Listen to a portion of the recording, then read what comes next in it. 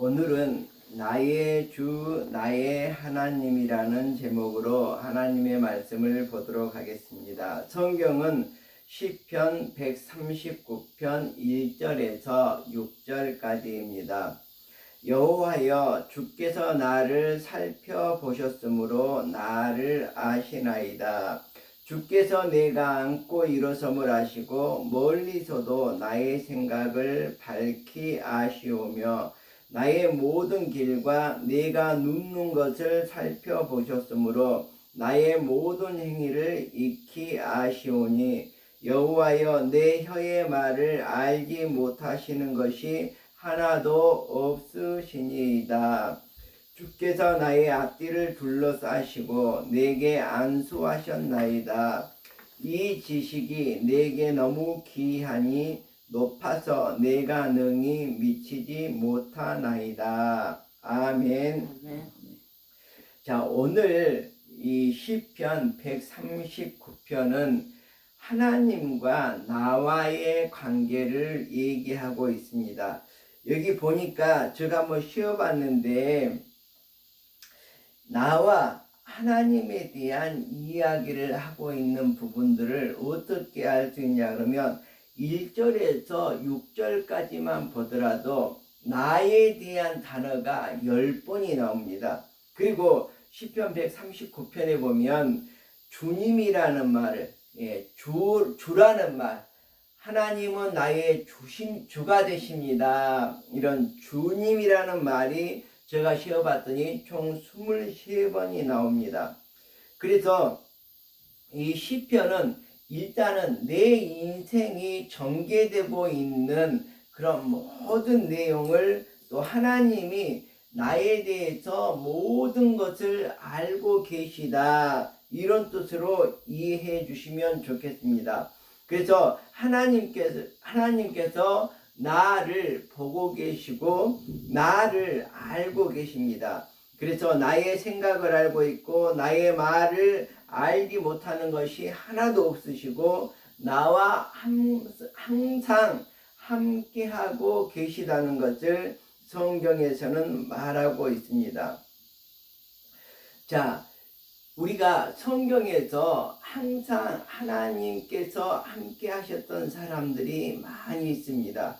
그 사람 중에 대표적으로 모세가 있는데, 모세는 가나안에 들어가기 직전까지 지도자로 살다가 120세에 이제 사망을 하게 됩니다.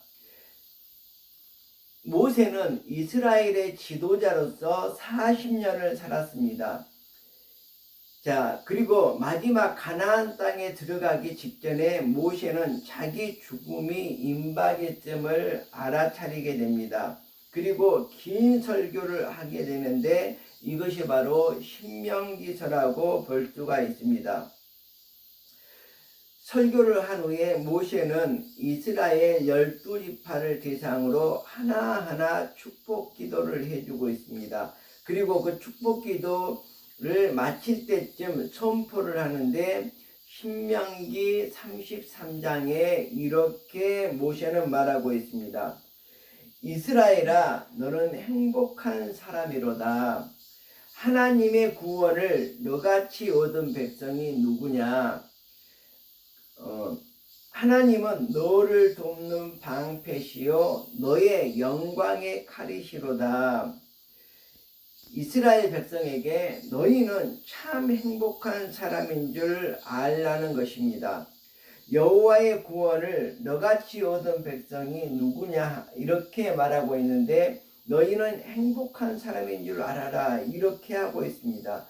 그래서 하나님께서는 우리를 모두 알고 계시고 긴 시간 동안 인내하면서 기다려 주십니다.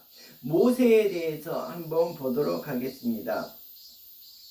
모세 자신은 모세가 정말로 젊었을 때는 혈기왕성한 사람이었다고 이렇게 볼 수가 있습니다. 왜냐하면 그 성을 궁궐을 순찰하다가 싸우고 있는 사람들을 그냥 단방에 때려 죽였습니다.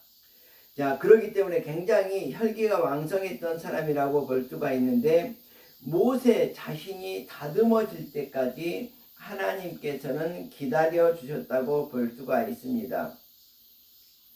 자, 여기 모세는 어디로 갔습니까? 미디안 광야로 가서 거기에서 양치기 목동을 40년 동안 했습니다. 40년 동안 목동을 하면서 모세는 많이 다듬어졌으리라고 생각을 합니다. 그래서 하나님께서는 이스라엘 백성을 구출하기 위해서 40년을 모세를 위해서 기다려 주셨다고 볼 수가 있겠습니다.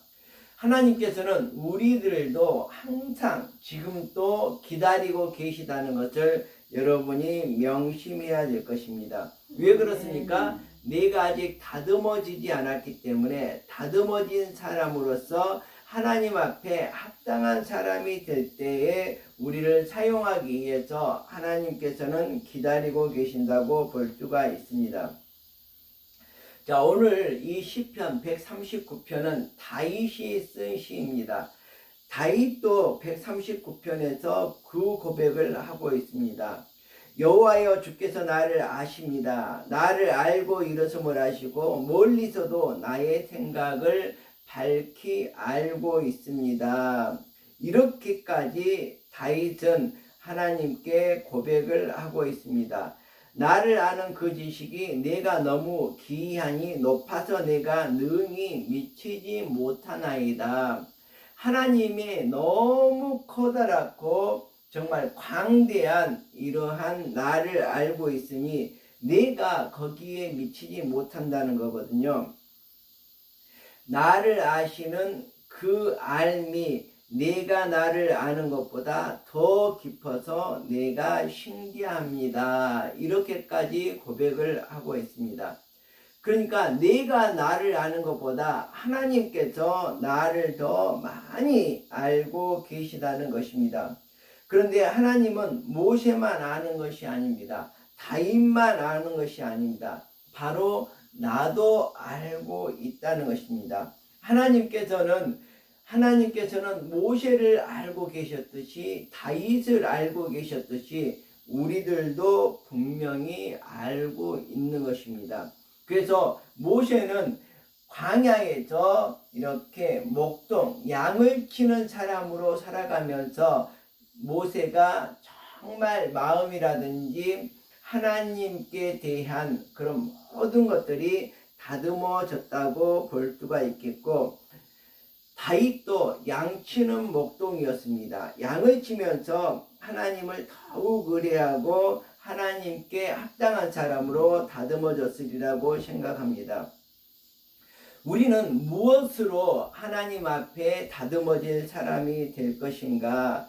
정말 우리들은 하나님께서 나를 다 알고 계십니다. 우리의 안고 일어서는 것을 알고 나의 모든 길과 내가 눕는 것까지도, 내가 하는 말 한마디 한마디도 모르는 것이 없는 것이 바로 하나님이십니다.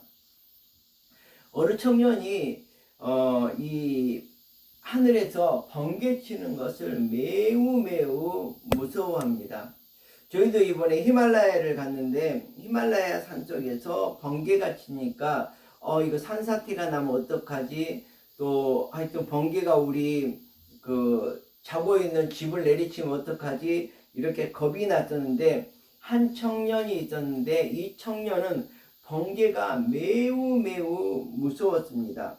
자, 근데 이 청년이 깊은 산 속에 혼자 걸어가다가 길을 잃어버리고 말았습니다. 자, 그런데 이제 해가 뉘엿뉘엿 넘어가고 캄캄한 밤이 되었습니다.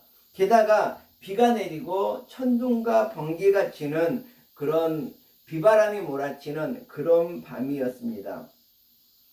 자, 그런 상황에서 후레쉬를 들고 더듬더듬 거리면서 마을을 찾아가고 있는데 번개가 치다 보니까 깜짝 놀라서 이 후레쉬를 계곡으로 떨어뜨리고 말았습니다. 이제 가진 것이 아무것도 없습니다.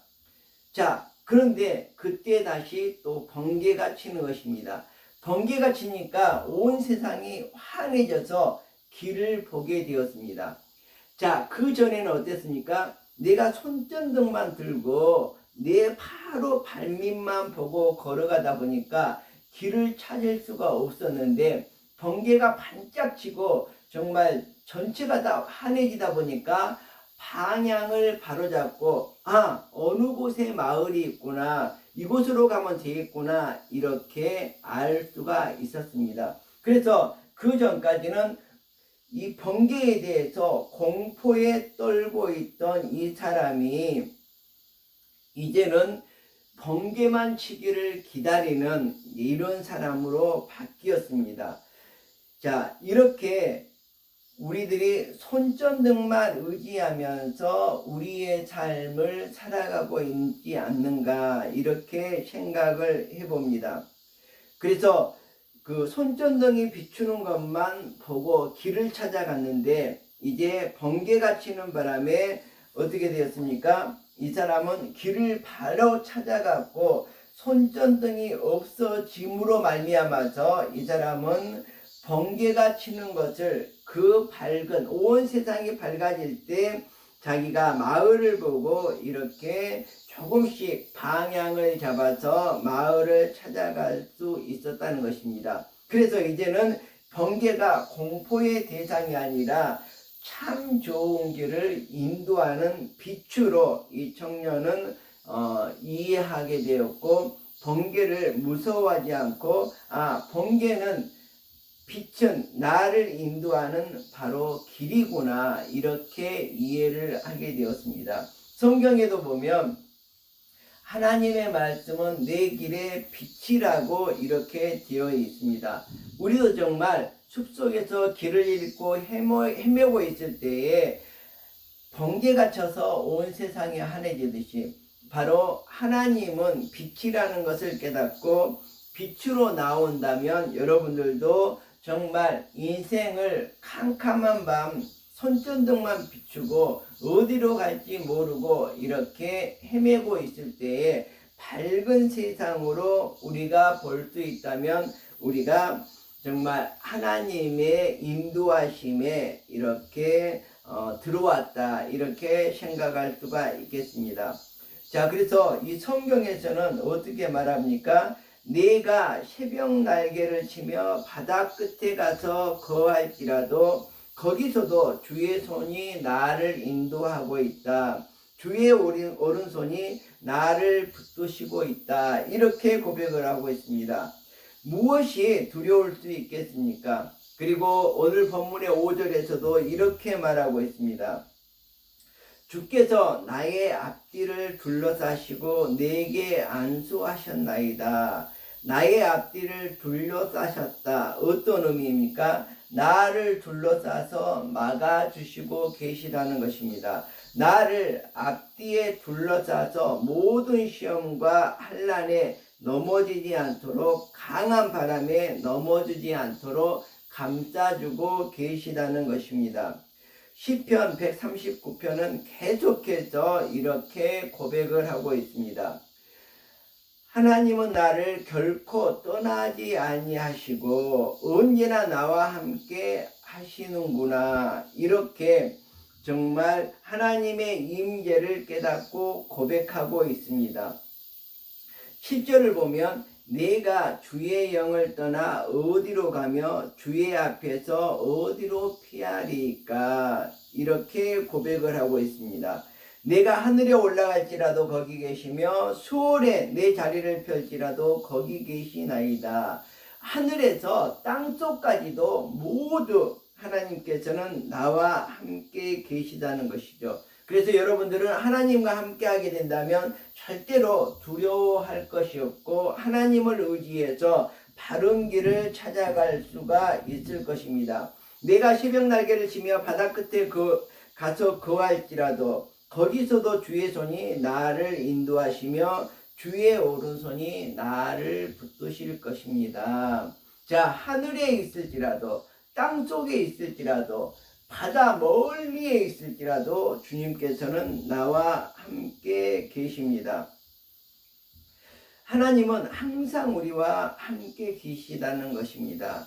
예수님께서는 우리들에게 약속하셨습니다. 내가 세상 끝날까지 너희와 항상 함께 있으리라. 그렇죠. 하늘 끝에 올라가더라도 그곳에서 하나님이 나와 함께 해주시고, 땅속에 들어가서라도 거기에서도 하나님이 나와 함께 해주시고, 먼 바다 끝에 나갔더라도 거기에서도 함께 해주시고, 예수 그리스도는 이 세상 끝날까지 나와 함께 해주신다고 이렇게 약속하고 있습니다. 하나님께서 나와 함께 하신다, 나를 떠나지 않으신다, 이러한 사항을 꼭 기억하면서 믿음으로 나아가는 우리가 될 수 있기를 간절히 소망합니다. 하나님께서는 우리의 삶을 지켜주실 것입니다. 그러니 우리가 강하고 담대하게 이 세상을 살아가고 우리에게 주신 주의 사명들을 잘 감당하면서 고난 속에서도 우리가 믿음으로 승리의 삶을 살아갈 수 있기를 축원드립니다. 자, 기도하겠습니다.